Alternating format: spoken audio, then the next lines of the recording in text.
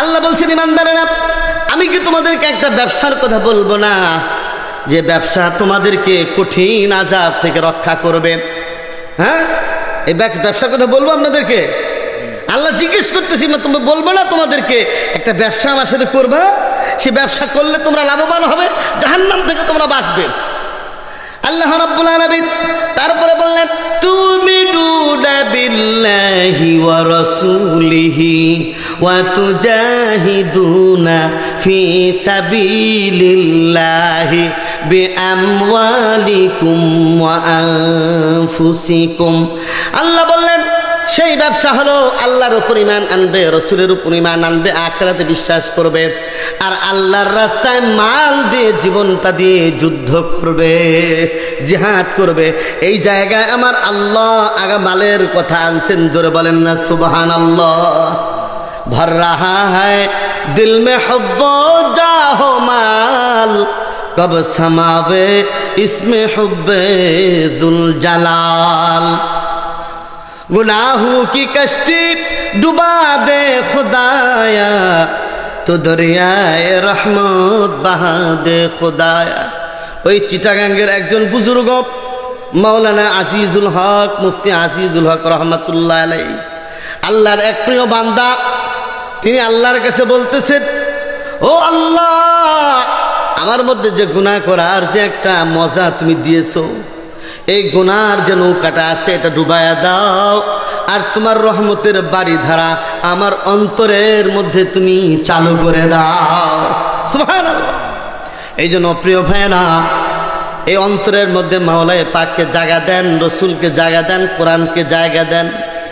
আমি আপনাদেরকে বলতে চাই, বাইতুল ইয়াকুব জামে মসজিদটা আরো সুন্দর হোক, আরো ভালো থাকুক, এটা আপনারা চান কিনা? কারা কারা চান দেখি? হ্যাঁ, সবাই চান? মাশাআল্লাহ। মসজিদ তো বানা দি ইমা কি হারারত ওয়ালুনে।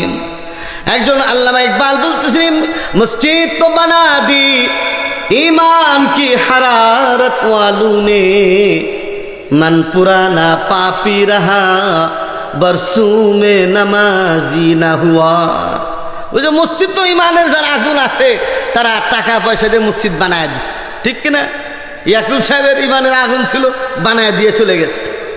কিন্তু আমি তো পুরাতন পাপী থেকে গেলাম, বছরের পর বছর চলে গেল, আমি নামাজি হইতে পারলাম না। হ্যাঁ, কবি নজরুল কত সুন্দর করে বলেছেন, ঘুমাইয়া কাজা করেছি ফজর, তখনও জাগিনি যখন জহর, হেলায় খেলায় কেটেছে আসর, মাগরিবে আজ শুনি আজান, জামাতে শামিল হওরে সাথে এখনো জামাতে আছে স্থান। ফজরের সময় মুসল্লি নাই, ঠিক কিনা? ইমাম সাহেব আর দুই তিনজন মিলে নামাজ আদায় করে, মসজিদ হাহাকার করে, কি মসজিদ বানাইলো ইয়াকুব সাহেব, এই মসজিদের মধ্যে মুসল্লি নাই, কিনা? মসজিদ কান্নাকাটি করে। হ্যাঁ, মসজিদ কি করে? মসজিদে মুরসিয়া খাহে, মরহুম ইকবাল বলছেন, মসজিদে মুরসিয়া খাহে के नमाजी न रही, यानी ओ औसाफे हिजाजी न रही।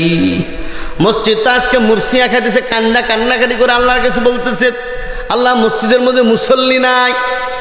অর্থাৎ ওই যে হিজাজের আরবের যে মুসল্লি, যারা আজান হলেই মসজিদে চলে যেত, ওই মুসল্লি তো আমি মসজিদের মধ্যে পাই না, ঠিক না? ওই যে নাটোরের এক মুসল্লির আমি একটা ফেসবুকের মধ্যে একটা ইয়ে দেখলাম, যে বুড়া হয়ে গেছে, চোখ কারা হয়ে গেছে, মসজিদের সাথে এত ভালো সম্পর্ক, রশি লাগায় নিছে একবারে মসজিদের গেট পর্যন্ত। হ্যাঁ, প্রায় আধা কিলো দূরে তার বাড়ি, ওই রশি ধরে ধরে বেচারা কি প্রত্যেক ফজর নামাজ সহ মাগরিব এশার নামাজ পর্যন্ত ওই রশি ধরে ধরে যায়। জোরে বলেন না সুবহানাল্লাহ। আল্লাহর নবী বলছেন, কেউ যদি মসজিদের দিকে একটা কদম অগ্রসর করে, একটা গুনাহ তার মাফ হয়ে যায়, একটা মর্যাদা তার বুদ্ধি করে দেন আল্লাহ তাআলা। আর মসজিদের মধ্যে যখন যায় নামাজ পড়ে, আল্লাহ সব ধরনের গুনাহগুলো তার মাফ করে দেন। হ্যাঁ, এই জন্য মসজিদ তো কান্নাকাটি করতেছে, মানে মসজিদ সুন্দর করার জন্য, তার আশপাশকে সুন্দর করার জন্য কিছু জিনিসপত্র দরকার, কিছু টাকা পয়সা দরকার। এটা কারাগারে একটু দিবেন, আমি মুসাফির মানুষ। হ্যাঁ, এই যে আগের যে মৌলানা সাহেব বলে গেছেন, হ্যাঁ, আসাদুল্লাহ সাহেব, তা আপনারা একটু মেহরবানি করে অল্প সময়ের মধ্যে একটু বলবেন যে ইনশাল্লাহ আমি মসজিদের জন্য 10,000 টাকা দিব, 5,000 টাকা দিব। আমি বেশি করে বললাম না যে 50,000 টাকা দেন, হ্যাঁ, এরকম 60,000 দেন, 1 লাখ দেন, এটা বলতেছি না। আপনারা 10,000, 5,000, 2,000, 1,000 এরকম একটু বলেন যে হুজুর একটু আপনি মুসাফির মানুষ, দোয়াও তো দরকার আছে, কি বলেন? দোয়া দরকার আছে। দোয়া কিন্তু অনেক দামি জিনিস, আর দোয়া সিলাহুল মুমিন, মুমিনের জন্য দোয়াটা হলো